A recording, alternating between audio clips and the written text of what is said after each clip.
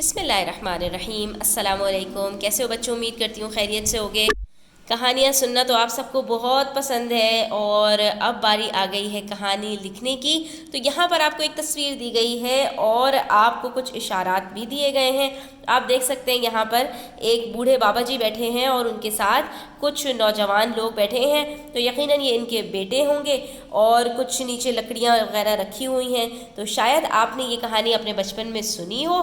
बहरहाल जो इशारात आपको दिए गए हैं उससे आप अच्छी तरह जान जाएंगे कि ये कहानी है इत्तिफाक में बरकत से मुताल्लिक़। यानी इस कहानी के अंदर ये बताया जाएगा कि एक साथ मिलजुल कर रहने में कितने फ़ायदे होते हैं और जो लोग लड़ाई झगड़ा करते हैं, एक साथ नहीं रहते, उनको बहुत सारे नुकसानात होते हैं। ठीक है, तो ये मैंने कहानी का सबक आपको इब्तिदा में ही बता दिया। अब इशारात देख लेते हैं और फिर कहानी लिखना शुरू करते हैं। वीडियो एंड तक देखिएगा, स्किप मत कीजिएगा, ताकि जो मेन पॉइंट्स होते हैं वो आपसे मिस ना हो जाए। तो यहाँ पर हमें जो इशारे दिए गए हैं वो है कि एक किसान के 3 बेटे, आपस में लड़ना झगड़ना, किसान का परेशान रहना, बीमार हो जाना, बेटों को बुलाकर लकड़ियों का गट्ठा मंगवाना, बारी बारी गट्ठा तोड़ने के लिए कहना, नाकामी, अलग अलग लकड़ियों को तोड़ना, आसानी से तोड़ देना और फिर आखिर में सबक। तो कहानी बच्चों शुरू की जाती है कुछ इस तरह से। पुराने वक्तों की बात है, एक दफ़ा का जिक्र है,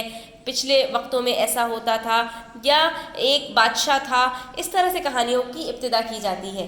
तो आप भी यहाँ पर कहानी इस तरह से शुरू कर सकते हैं कि किसी गांव में एक किसान रहता था, या एक दफ़ा का जिक्र है, एक गांव में किसान रहता था, और उसके बाद फिर कहानी आप शुरू करेंगे और कहानी के आखिर में जो सबक आमोज कहानियाँ होती हैं, एक सबक पोशीदा होता है, तो उस सबक की तरफ आप इशारा कर देंगे। ये सफ़ा नंबर 26 है। हम सबसे पहले उन्वान लिखते हैं और फिर कहानी शुरू करते हैं। तो हम कहानी का उन्वान लिखेंगे इत्तिहाद में बरकत या इत्तिफाक में बरकत, यानी एक साथ मिलजुल कर काम करने में अल्लाह ताला की तरफ से मदद आती है और इंसान जो बहुत देर का काम होता है वो थोड़ी देर में कर लेता है। ठीक है, अब यहाँ पर हम कहानी शुरू करते हैं कि एक दफ़ा का जिक्र है, एक गांव में एक किसान रहता था। वो बहुत अक्लमंद और होशियार था, अपनी फसलों में बहुत मेहनत करता था।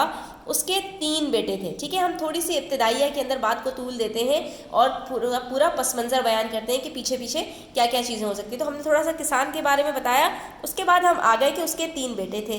वो चाहता था कि अब उसका काम वो तीनों मिलकर संभाल लें, लेकिन वो तीनों आपस में हर वक्त लड़ते झगड़ते रहते थे, जिसकी वजह से वो जो काम भी करते उसमें उल्टा उनको नुकसान उठाना पड़ता। ठीक है, जब हम लड़ाई झगड़ा करते हैं तो हमारा अच्छा काम भी बिगड़ जाता है। ठीक है, उनके साथ भी यही होता। किसान उनकी इस हरकत से बहुत नाला था, वो बहुत परेशान रहने लगा और गम की वजह से बीमार पड़ गया। फिर एक दिन उसको एक तरकीब सूझी। उसने अपने तीनों बेटों को बुलवाया और उनसे कहा, जाओ लकड़ियाँ जमा करके ले आओ। वो हैरान हुए, लेकिन जंगल से लकड़ियाँ इकट्ठा करके ले आए। अच्छा बच्चों, कहानी में या मजमून में इस चीज़ का ध्यान रखा करें कि एक ही लफ्ज़ को बार बार रिपीट ना करें। एक जगह पर अगर जमा करना लिखा है तो दूसरी जगह पर इकट्ठा करना लिख दें। ठीक है, इससे आपका जो मजमून है या आपकी कहानी है वो खूबसूरत बन जाती है। नए नए अल्फाज को इस्तेमाल किया करें। ठीक है, उसके बाद फिर किसान ने सारी लकड़ियों को मजबूती से एक दूसरे से बांध दिया। फिर उन्होंने और उसके बाद जो है वो पैराग्राफ के अंदर लिखा करें। एक ही आप जो है शुरू से लेकर आखिर तक एक पैराग्राफ के अंदर लिख देंगे तो उसके अंदर भी जो दिलचस्पी है उसका उनसर ख़त्म हो जाता है। अच्छा, आगे बढ़िए। फिर उन्होंने बारी बारी तीनों से लकड़ियों का गट्ठा तोड़ने के लिए कहा। अब किसान ने क्या किया, लकड़ियाँ मंगवाई और उसको बांध दिया और उसके बाद कहा कि चलो इस गट्ठे को तोड़ो। लेकिन वो गट्ठा तो अपनी जगह से टस से मस ना हुआ, यानी ज़रा सा भी नहीं हिला। तीनों को ही नाकामी हुई, एक लकड़ी भी अपनी जगह से ना हिली। ठीक है, उसके बाद फिर क्या हुआ देखते हैं।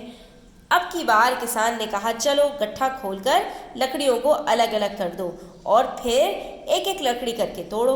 अब गट्ठा खोल दिया। ठीक है, और एक एक लकड़ी उन्होंने कहा उठाओ और एक एक लकड़ी को अब तोड़ने की कोशिश करो।